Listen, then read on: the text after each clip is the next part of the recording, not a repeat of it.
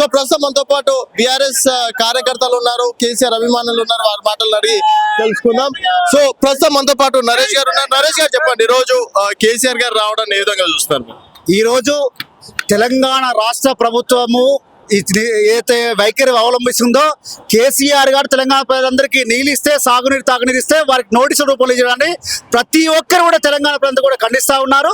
మేము దాన్ని తీవ్రంగా ఖండిస్తా ఉన్నాం. ఎందుకు కేసీఆర్ గారు నోటీస్ ఇవ్వాల్సిన పరిస్థితి ఏర్పడది?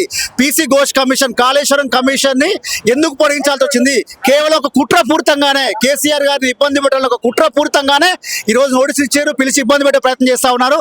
కానీ ప్రతిసారి కూడా తెలంగాణ ఉద్యమం నుంచి ఇప్పటి వరకు కూడా బరిగీసి నిలబడాల్సిన ప్రతి సందర్భంలో కూడా తెలంగాణ ప్రయాణికం అందరూ కూడా కేసీఆర్ గారు వెంట నిలబడ్డారు.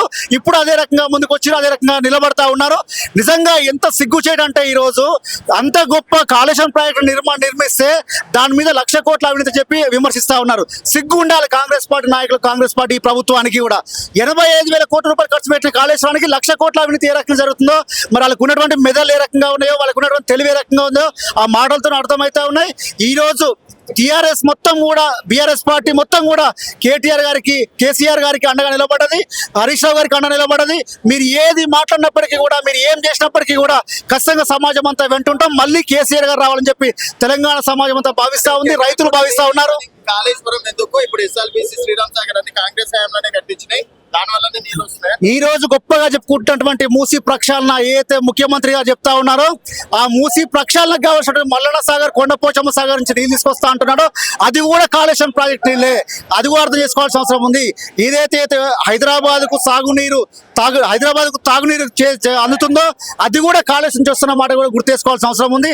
ఈ రోజు అంత పెద్ద గొప్ప ప్రాజెక్ట్ చేస్తే వారిని చిన్నబుచ్చే ప్రయత్నమో లేదా చిన్నగా చూపించే ప్రయత్నమో ఈ రోజు ప్రభుత్వం చేస్తా ఉంది. ఖచ్చితంగా ఈ ప్రభుత్వం తగిన మూల్యం తెలుసుకుంటుంది.